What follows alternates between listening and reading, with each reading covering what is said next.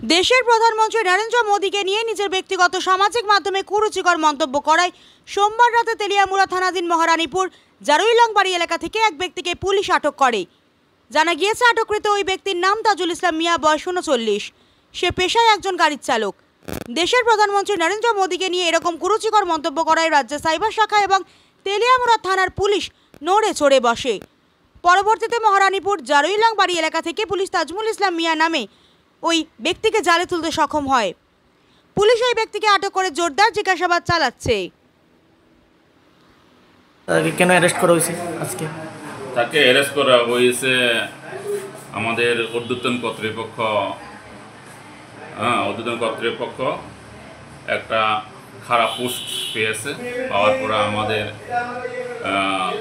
তেলিয়ামুড়া থানার মাননীয় ওসির কাছে লিঙ্কটা দিয়েছে যে নাম হচ্ছে তার তাজুল মিয়া। আমি পরে জানার পরে আমরা তার ঠিকানা জানতে পারি।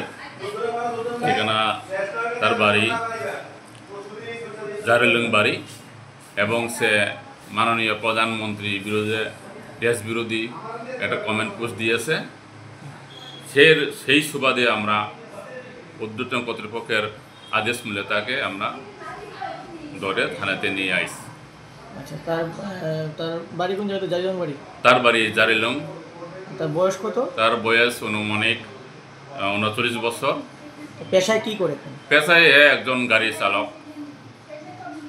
এখন কিছু জানা গেছে কি কারণে এই ধরনের তার পোস্ট বা কিছু আপনার তদন্তে কিছু বেরিয়ে এসেছে? প্রাথমিক তদন্তে আমরা জাস্ট পোস্ট পেয়েছি। এখন তারা থানাতে নিয়ে আসি, দেখবে আমাদের অথরিটি দেখবে নেক্সট কি আইনানুগ ব্যবস্থা নেই।